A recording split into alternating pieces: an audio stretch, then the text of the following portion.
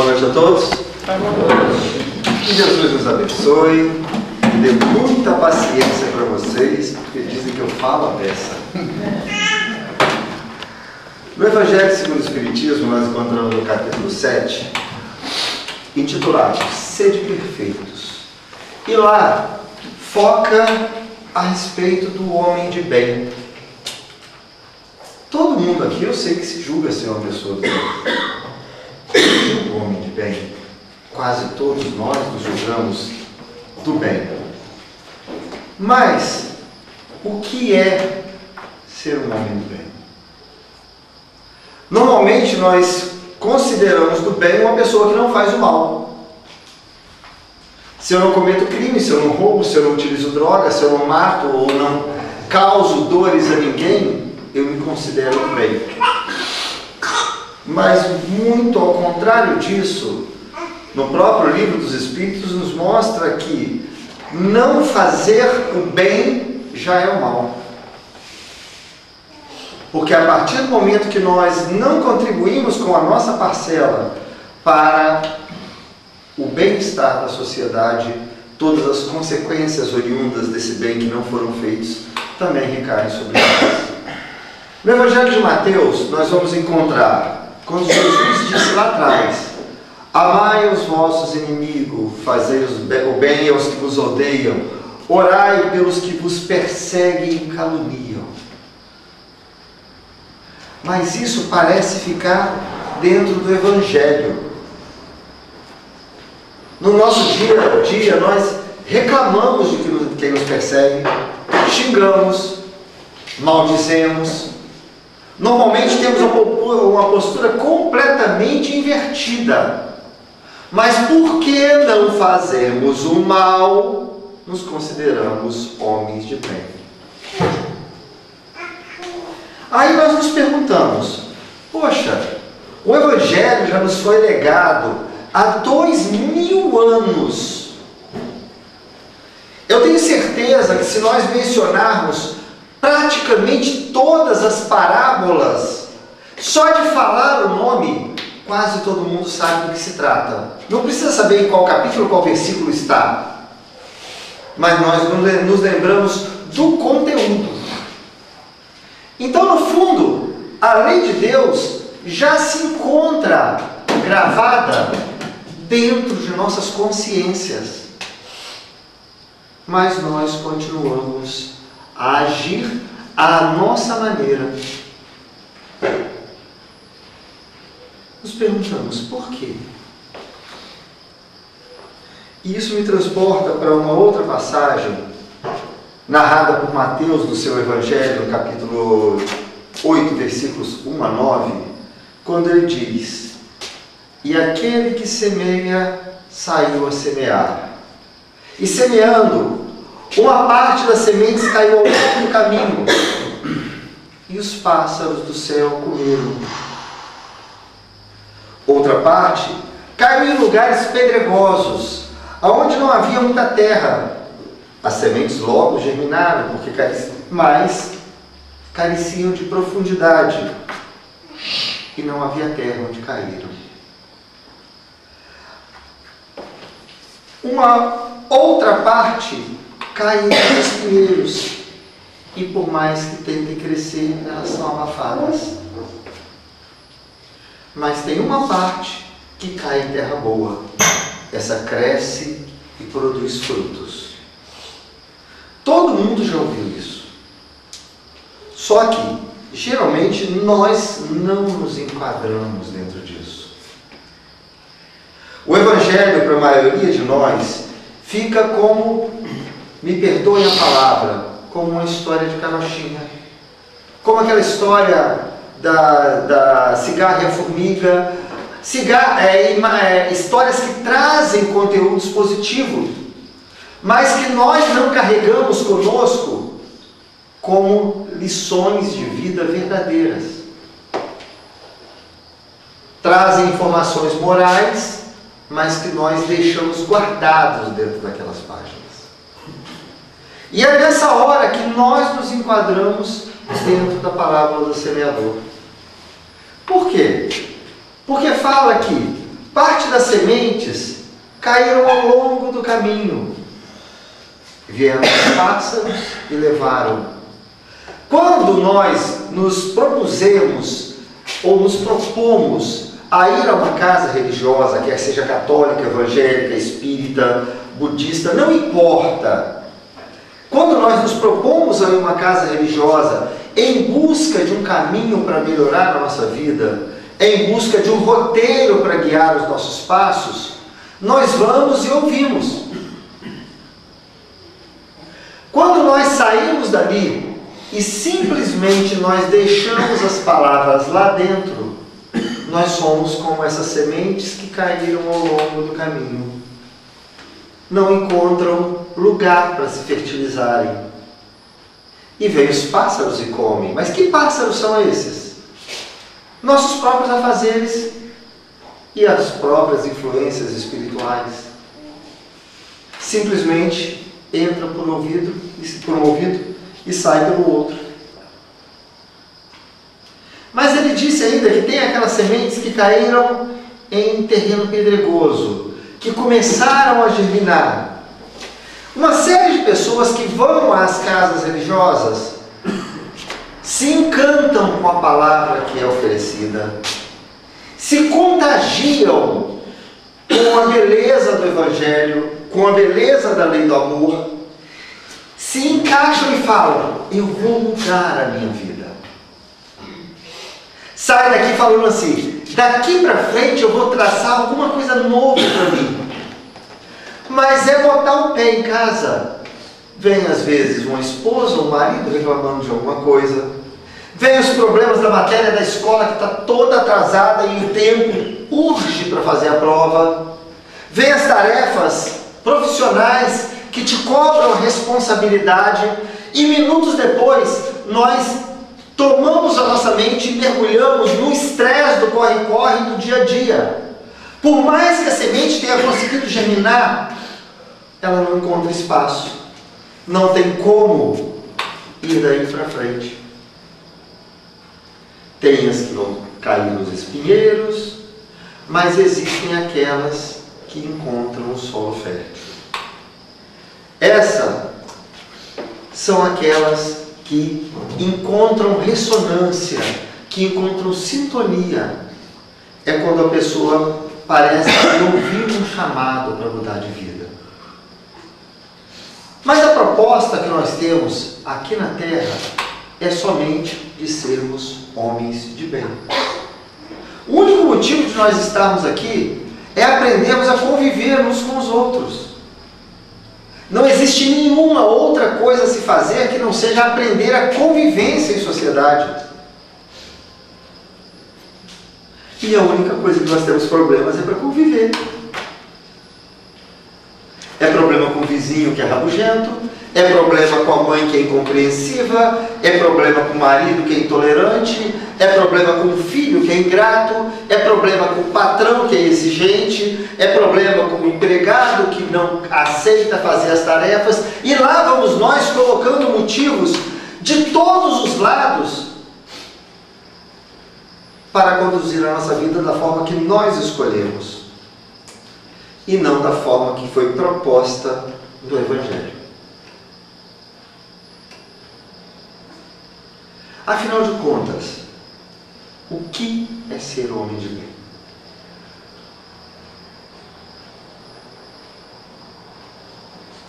Eu costumo dizer que ser homem de bem não é ser aquilo que nós apresentamos para a sociedade. É agir no bem quando ninguém está vendo. Porque nós fazemos uma máscara e apresentamos normalmente uma aparência fictícia para as pessoas que estão próximas de nós. Mas dentro de nós carregamos um pensamento e uma conduta completamente diferente disso.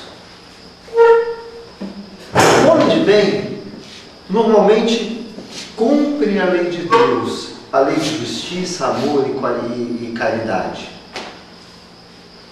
Aí a pessoa fala assim: eu procuro agir dentro do bem, Mas quando a polícia entra em greve, como aconteceu no início do ano, todo mundo viu o que aconteceu pela televisão. Basta não ter alguém para cobrar a regra e todo mundo está liberado para fugir da regra. Cumprir a lei não é quando alguém está vigiando. Cumprir a lei é ter isso como um parâmetro de vida. É ter como uma referência. Aí alguém vira e fala assim, mas aí você está falando da lei dos homens. Nós estamos falando do homem, da lei de Deus. Bom, em primeiro lugar, a legislação humana vem se aprimorando e cada vez ela mais se assemelha à legislação divina. Cada vez mais ela protege os direitos e as minorias e garante o espaço da individualidade. Por quê? Porque a sociedade está amadurecendo. Agora, se eu não sou capaz de cumprir a lei dos homens, eu vou conseguir cumprir a lei de Deus? Que não tem polícia para cobrar? Que não tem ninguém para vigiar, nem arma para apontar? Se eu quero me considerar um cumpridor da lei de Deus, em primeiro lugar, eu tenho que aprender a cumprir a lei humana. E é nas suas mínimas coisas. Não tem o papel de bala que a gente joga pela janela do carro? Não está no lugar certo. Não tem aquele produto que está com a etiqueta errada e está com preço menor do que os outros da prateleira? Não está no lugar certo.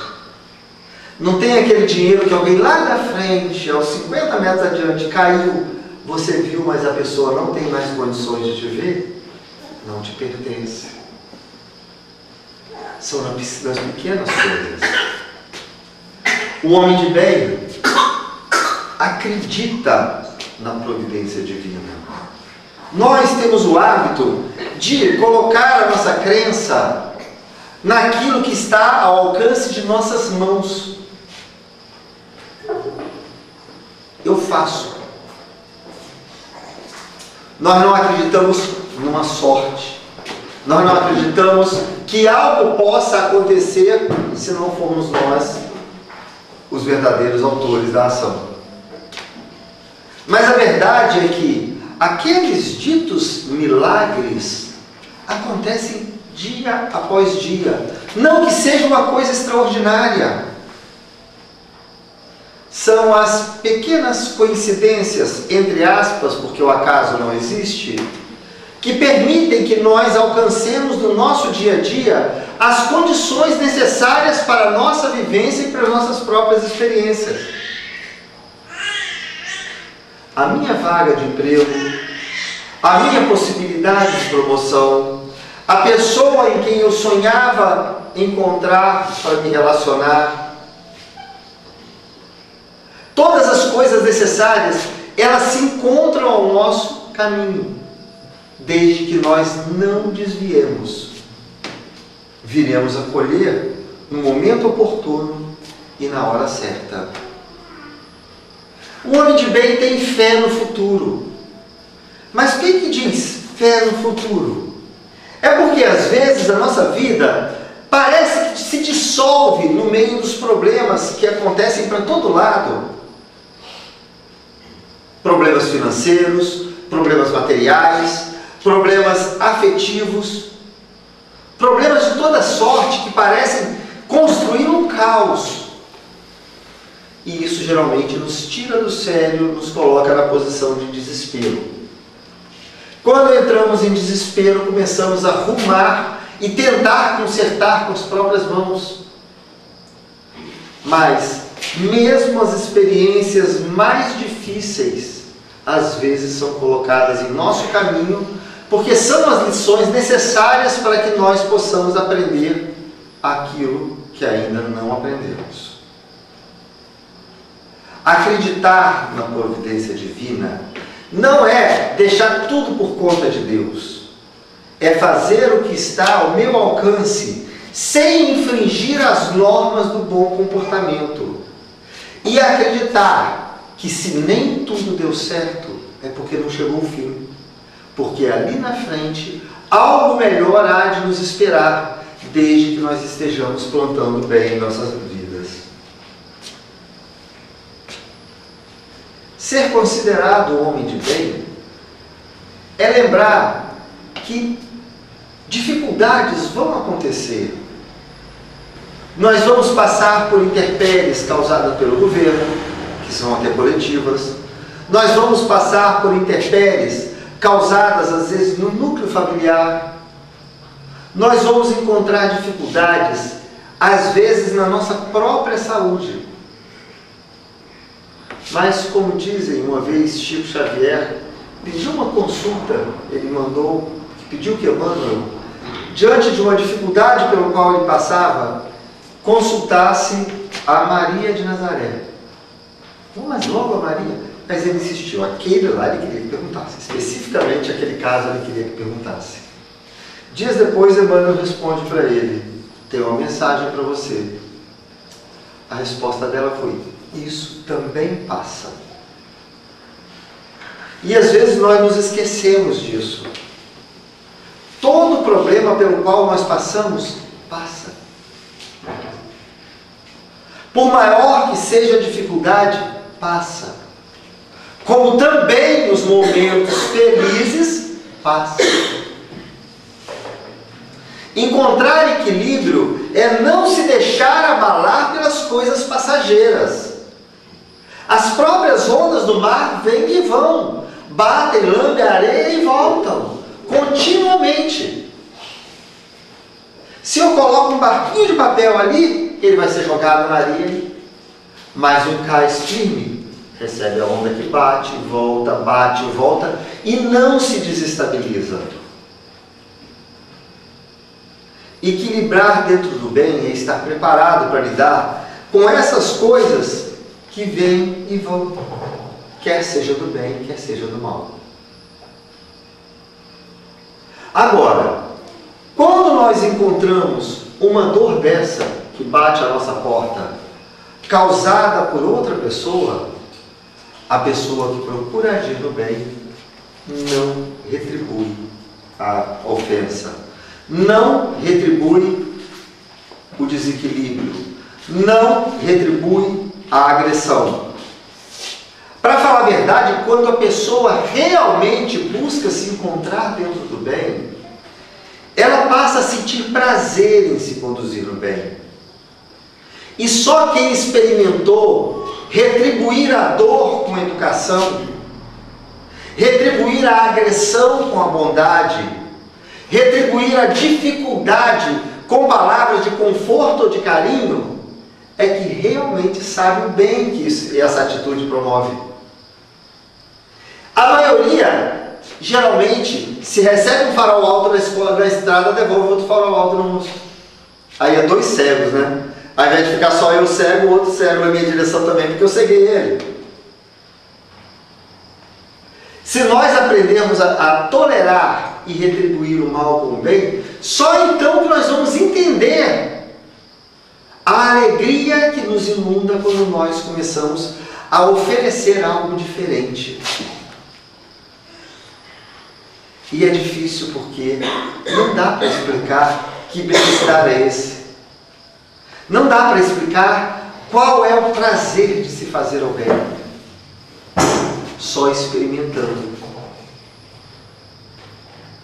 Alguém já deve ter parado às vezes para ajudar alguém que furou o pneu do carro, ou para empurrar o carro que acabou a bateria no meio da rua, ou para pegar as compras que vazaram do fundo da sacola de alguém que estava saindo do supermercado, ou para dar um copo d'água ou um prato de comida a alguém que bateu na porta. Quem fez isso por caridade sabe do sentimento que eu estou falando. E não existe outra forma de explicar senão fazer isso. Só quem faz é capaz de experimentar. E só quem é capaz de experimentar entende que a retribuição não dá um décimo, nada, não dá prazer nenhum. E esse é capaz de fazer você se sentir bem. Quando a pessoa começa a entender e a observar o benefício que traz para si própria, quando ela muda a sua postura de atitude perante a sociedade, ela alcança mais uma das características do homem de bem, que é ser benevolente, que é aprender a distribuir sorrisos, aprender a distribuir palavras de conforto. Seja bem-vindo, vai com Deus. Coisas simples, mas que tornam agradáveis a vida de quem se aproxima de nós. Agora, mais importante ainda, se a pessoa conseguir começar a trabalhar para fazer isso sem distinção. Porque nós temos o terrível hábito de julgar as pessoas. Vem aqueles dois lá, nossa, tá com cara de assaltante. Já rotulamos, só falta colocar a grade em volta deles. Corre para dentro de casa ou corre para esconder. E às vezes é aquele que vai precisar de uma ajuda e vai precisar da gente. Aí fala, quando Jesus falou, estive nu e não me vestiste, tive sede e não me deste de beber, tive fome e não me alimentaste? Quando fizemos isso? Quando fizestes isso a qualquer daqueles pequeninos, foi a mim que o fizemos. E nós, essa mania de rotular, nós rotulamos por postura sexual. Nós rotulamos por raça, pela cor da pele. Nós rotulamos pelo nível social. Nós rotulamos pelo lugar que a pessoa vive. Às vezes, rotulamos por coisas tão toscas, quando nada disso sobrevive ao túmulo. Quem somos nós? Somos aqueles que estamos dentro do ser. O que vocês veem em mim é apenas uma casca. O que eu sou não é visível. Como que as pessoas podem continuar a rotular dessa forma? Já viu também a hora que nós temos a dificuldade de compreender a postura das pessoas?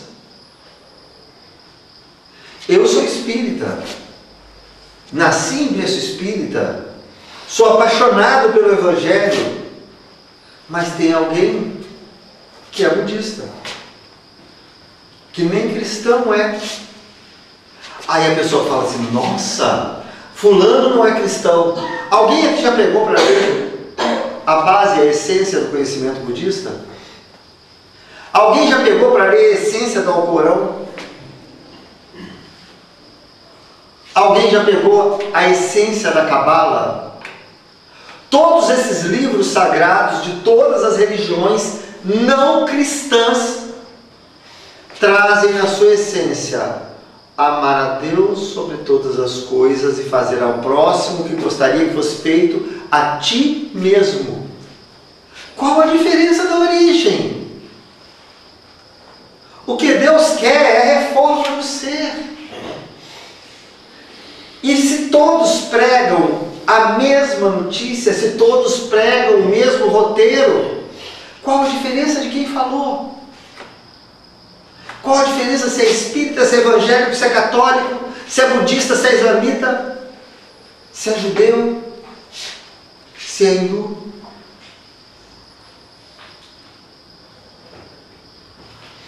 Um amigo meu uma vez me falou uma coisa muito interessante. A fé une as pessoas, mas as religiões separam. Nós rotulamos, aqui é uma casa dessa filosofia, ali é outra casa de outra filosofia, lá é outra casa de outra filosofia, e existe, infelizmente, acusações que rolam, não sei nem o motivo. Cada uma querendo ser dono de uma verdade, quando a verdade é única. É somente a lei de amor. E aprender a respeitar essas coisas, aprender a respeitar as diferenças de pensamentos, aprender a respeitar as divergências de ideologias, faz parte dos caracteres do homem de bem. é respeitar o ser humano como nós gostamos de ser respeitados. Mas é claro que, independente de tudo isso, no dia a dia, nós sempre vamos encontrar divergências, sempre vamos encontrar conflitos, sempre vamos encontrar problemas de convivência, se não entre nós e outros, entre A e B, que nós vamos estar próximos e sofrendo às vezes as consequências, ou estando participando dessas divergências. E qual a postura correta que nós devemos ter diante disso? A postura é única. Olhar sempre pela lei da caridade. Olhar sempre pela lei da compreensão. Afinal de contas, nós não sabemos o motivo que às vezes as pessoas divergem. Nós não sabemos o motivo que uma pessoa age erroneamente. Agiu errado porque está errado. Claro, se agiu errado, está errado. Mas quanta coisa acontece e está por trás daquilo. Nós não sabemos a dificuldade que a pessoa passa dentro de casa, a dificuldade com a alimentação dos filhos, a dificuldade com a convivência conjugal e mil outras condições dentro do trabalho, dentro da escola que estuda e por aí vai. Nós fotografamos um momento de deslize. Seria como se alguém está passando nessa calçada, de repente tem uma casca de banana, a pessoa escorregou, você bate a foto, aquela pessoa vai numa terra desequilibrada? Foi um momento. Não quer dizer que aquilo é conduta de vida. Mas nós carregamos uma tendência natural a guardar lixo mental. Eu falo lixo porque a gente costuma até usar, eu estava fazendo uma palestra aqui em Guarapari, quarta-feira passada, e quase todo mundo dentro de casa tem um cômodo que é para guardar entulho. Aquele fogão que você trocou, comprou um novo, não sabe para fazer com o velho, não dá para ninguém, pensa em levar para uma casa de campo ou coisa similar, guarda lá dentro. O resto do material elétrico que estava sendo usado, coisa que sobrou, guarda lá dentro. E aquelas caixinhas de parafuso, que tem parafuso, porca, arruela e tudo misturado. E dentro desses cômodos, a gente guarda tudo que a gente pode um dia precisar. Bacana. E guarda também barata, rato, lacraia, escorpião e tudo que veio por causa de ter entulhado. Agora, deixando o cômodo que cada um sabe como arrumar, nós temos um cômodo dentro da nossa cabeça, que nós guardamos tudo aquilo que a gente acha que uma hora vai precisar. Lembra aquele dia que um colega na escola te tratou mal? Todo mundo lembra direitinho o que aconteceu, o detalhe, como era a bala, ou como era isso, qual foi a palavra que ele falou, que está guardado lá naquele cômodo. Porque um dia pode precisar para quê? Para cobrar dele? Às vezes passaram 30, 40 anos, nós nunca vimos mais aquela pessoa. Mas a coisa ruim eu guardei. Aquela traição que você sofreu do namorado ou da namorada lá atrás. E grava às vezes com riqueza de data, hora, minuto, segundo, palavras que foram faladas e que se encontra lá. Vai consertar? Vai desfazer o que aconteceu, aquilo que está guardado? Não. Mas assim lá vamos nós, entulhando de coisas guardadas. E quando recordamos, só serve para remoer o sentimento ruim. E ficar com vontade de dar um murro na cara do outro. E não podemos mais dar porque não está mais no nosso caminho. E alguém já parou para ver, ou para pensar, que se vocês pegarem hoje a foto aqui da minha identidade, eu não vou abrir porque eu tenho vergonha. Se vocês olharem, não sou eu. Foi um rapaz de 30 e poucos anos atrás que tirou uma foto. Mas por que não sou eu? Porque eu não sou mais aquilo. Se vocês olharem, a minha cara mudou. Tanto que algumas coisas exigem que você tire sempre um documento mais recente. Quando eu fotografei uma ação de uma pessoa lá atrás, tal como eu mudei, ela também mudou. Tal como eu passei pela minha experiência de vida, ela também passou pela dela. Ela também sofreu desconforto, ela também sofreu desalento, ela também sofreu traições e, sinceramente, a grande maioria amadureceu e não é mais aquela pessoa daquela época. Então o que eu estou guardando é lixo. É uma foto de alguém que não existe mais. Será que não é hora de mandar fazer download, de atualizar o arquivo que a gente tem na nossa memória, não? Trocar por uma versão mais recente, um update? E parar de guardar lixo? Nós julgamos as pessoas assim. Se falar o nome Judas Iscariotes, o que todo mundo lembra? Isso foi 2000 anos. Nós nem estávamos lá para ver, concorda? Lembra que ele foi um dos escolhidos por Jesus para fazer parte do apostolado. Nem isso eu fui. Errou, tanto que ele tirou a própria vida, pelo que se arrependeu ali mesmo. Com certeza já melhorou e deve estar lá no patamar de luz.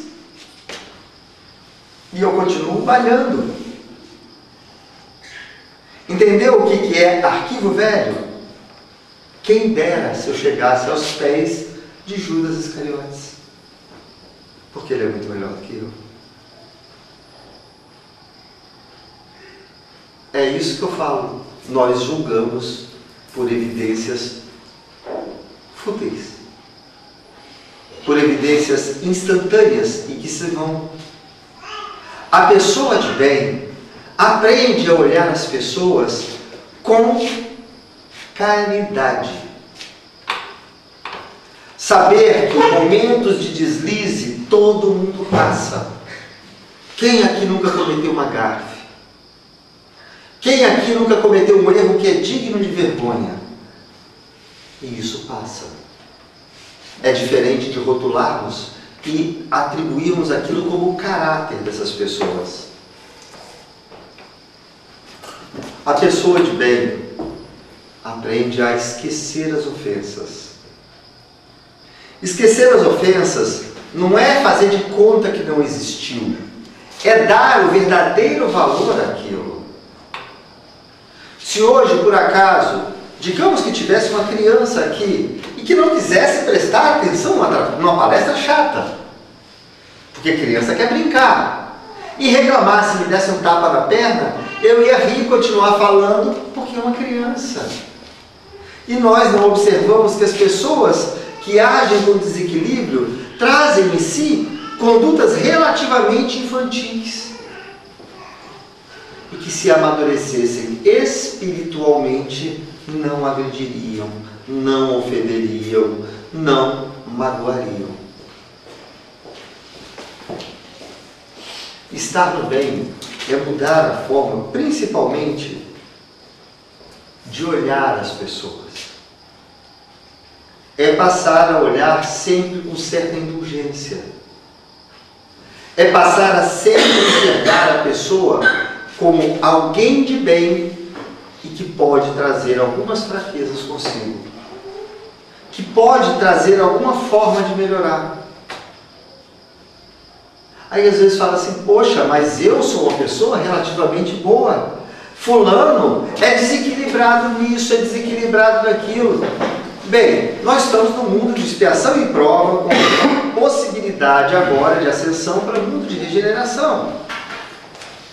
Nós estamos todos encarnados aqui porque temos todos o mesmo nível de evolução espiritual, aproximadamente. Eu falo a verdade, o outro mente. O outro acerta em um ponto que eu erro. Cada um de nós carrega dentro de si sementes de vícios que ainda não conseguiram ser extirpados. Por isso que Jesus fala naquele caso, quando a mulher é levada para apedrejamento à sua frente, fala: atire a primeira pedra aquele que estiver sem pecado. Qual de nós está isento de nenhum erro para poder ter o direito de apontar a trave que está no olho dos outros? A trave não, o cisco. A trave está nas nossas costas, perdão. Para apontar o cisco. Nós vivemos assim. Basicamente, procurando defeito nos outros. Porque quando nós encontramos defeito nos outros, isso oculta as nossas próprias fraquezas. Nós sempre queremos nos sentir melhor do que as outras pessoas. Isso faz com que a nossa consciência seja enganada. Nós estamos continuamente tentando enganar a consciência, porque a consciência traz a lei de Deus que nos cobra a melhoria. Buscando o defeito em todo mundo que está ao redor, nós nos projetamos melhores. Até porque nós temos o hábito de não olhar para os nossos próprios defeitos. Então, nós nos sentimos confortados e na nossa estagnação. Paramos de evoluir porque achamos que os outros são piores. Quando a proposta de Santo Agostinho, na explicação da pergunta 917 do Livro dos Espíritos, quando Kardec pergunta qual a melhor maneira do homem resistir ao mal e se melhorar, a resposta é: um sábio da antiguidade já vos disse, conheça-te a ti mesmo. Então Santo Agostinho, na sua explicação, começa a dizer o seguinte, que quando em vida, ele trazia o hábito de diariamente, antes de dormir, avaliar todas as ações que houveram acontecido no seu dia, desde o momento que se levantou até o momento que foi se deitar. Parece muito, mas não é não. Eu consigo me lembrar o que eu fiz na hora que eu levantei, o que eu comi, consigo lembrar detalhadamente. Exercitando cada vez a gente lembra mais. E devagar você vai fazendo assim: isso eu fiz certo ou fiz errado? Fiz certo. Tal coisa eu fiz certo ou fiz errado? Acho que tá bom. Podia ser melhor? Podia. Tal coisa, isso eu fiz errado. E você começa a catalogar quais as tendências de erros que você tem, para tentar da próxima vez não errar naquilo. O bacana é que à medida que você vai fazendo, você vai reconhecendo um padrão de comportamento. Nossa, toda vez que eu bebo, eu faço tal coisa de errado. Ou toda vez que meu salário está acabando, eu começo a dar respostas mais grossas às pessoas. Você consegue definir um padrão de comportamento. E uma vez que você sabe aonde você tem tendência para cair, você tem condições de desviar para evitar aquela condição de risco. Ou se policiar com mais eficácia para evitar aquela condição de agressão que às vezes nós expomos às pessoas. Aí alguém vai falar assim: mas isso é tão simples, será que isso funciona? Pois bem, Agostinho era um homem. No final foi chamado de santo e foi canonizado. Por quê? Porque mudou a si mesmo.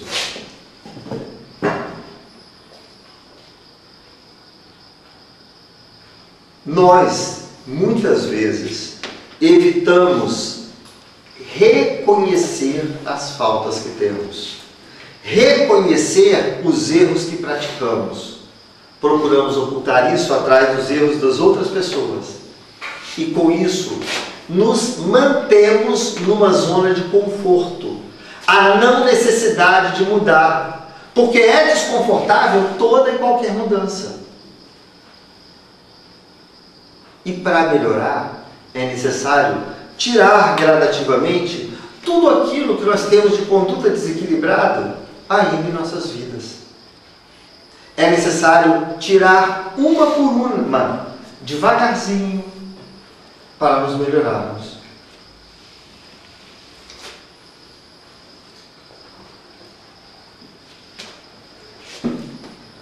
Uma pessoa de bem sabe não abusar da posição social que está, não abusar dos recursos financeiros que tem em detrimento das pessoas que não têm, não deixar isso lhe subir a cabeça e ele se achar mais do que o outro. Tratar com diferença ou com indiferença. Tratar de uma forma pejorativa.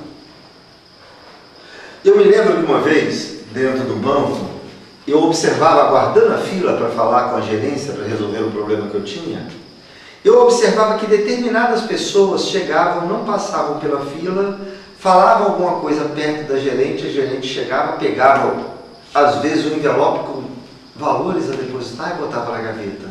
Pegava outras coisas para ela resolver. Claro que se tratava de pessoas distintas, pessoas que tinham, às vezes, eram empresários, ou que tinham determinada posição, que mereciam aquele tratamento diferenciado para o gerente.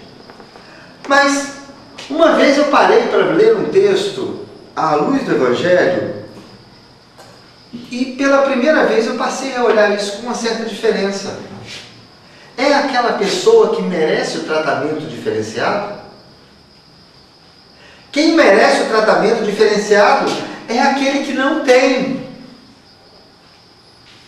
Olha como os valores se invertem. E nós temos o hábito de fazer isso.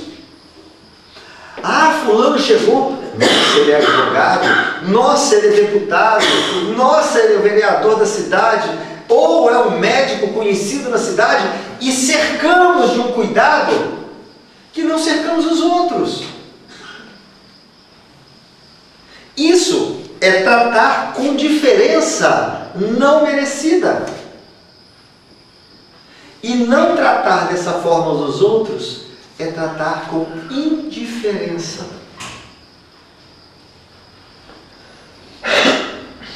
O que a gente leva para o túmulo? A única coisa que nos pertence é o que nós sabemos. Todo o resto, nós somos usufrutuários. Isso aqui não vai comigo. Nem essa roupa. Nem no carro que está parado lá fora. E por que isso tem que ser motivo de distinção? Quando nós pegamos dentro de uma empresa, imagina uma empresa grande, que tem vários funcionários, uns são motoristas, outros são isso, outros são aquilo. Um sai com um caminhão da empresa, outro sai com um carro da empresa, um pilota o avião da empresa, o outro varre as coisas da empresa. Mas nós tratamos todos como funcionários, porque ninguém é dono daquilo. Por que quando a pessoa se diz dona, nós passamos a tratar de forma diferente, se na verdade nem dona ela é?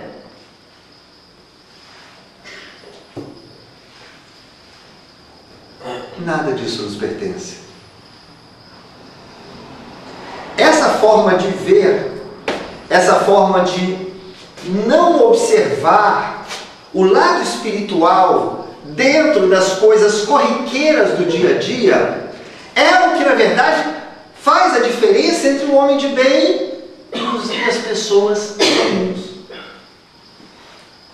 Porque se nós pegarmos e formos colocar ao pé da letra todas as características do homem de bem, alguém pode levantar a mão lá atrás e falar: você está descrevendo Jesus.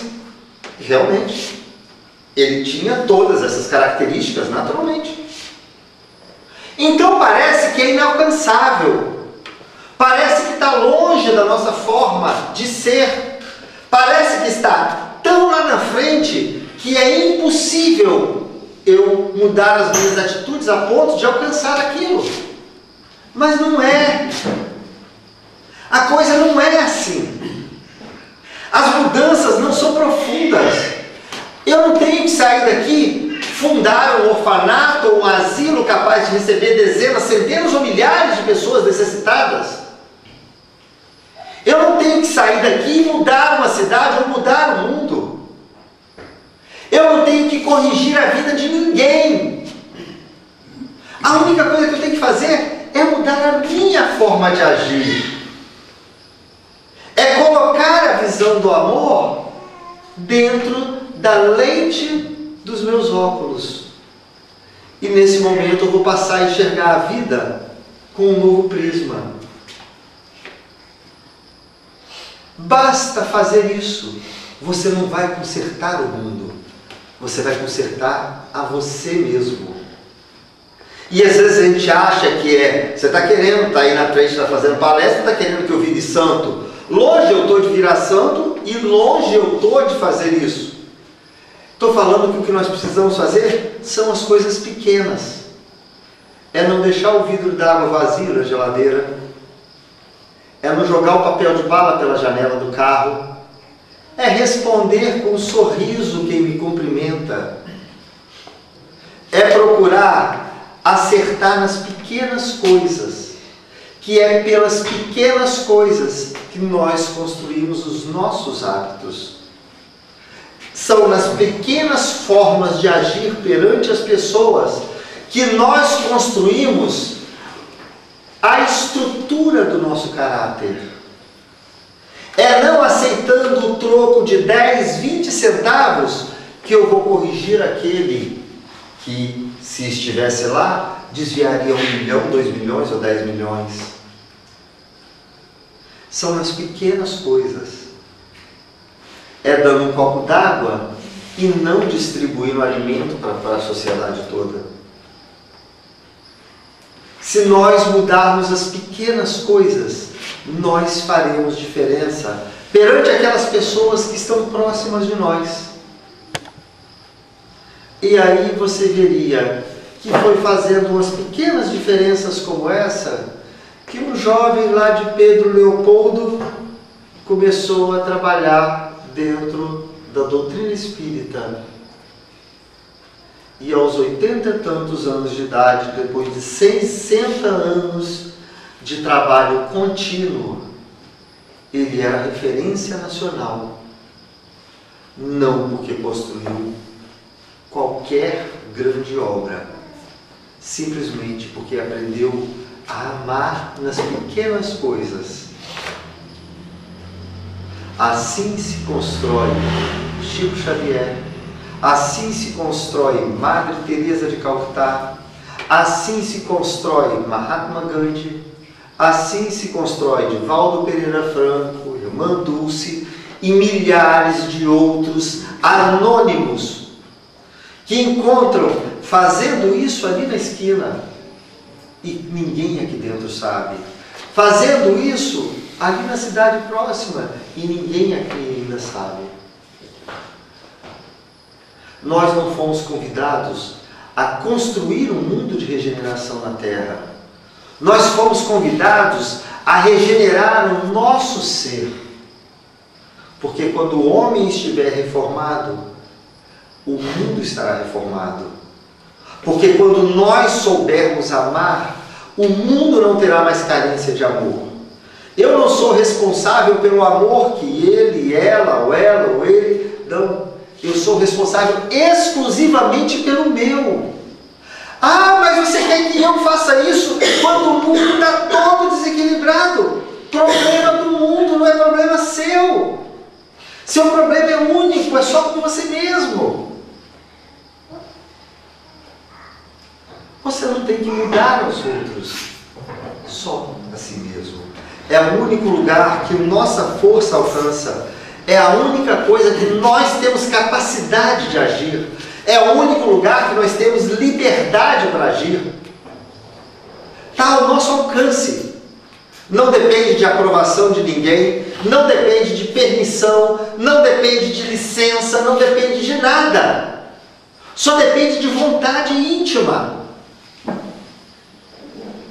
E quando nós colocamos isso, aí nós nos encaixaremos naquela palavra quando Jesus falou: não se acende uma lâmpada para colocar debaixo, ok, mas sobre o velador, onde pode iluminar todos que estão na casa. Assim, brilhai a vossa luz diante dos homens, para que eles possam observar as vossas boas obras e glorificar ao Pai que está no céu. Se essa é a nossa obrigação de cristão, essa é a nossa obrigação de espírita. Porque, como disse Kardec, conhece-se o verdadeiro espírita pela sua reforma moral e pelo esforço que faz em domar as suas más inclinações. Não é pela sua perfeição, mas é pela sua vontade de se melhorar. Que Jesus nos abençoe.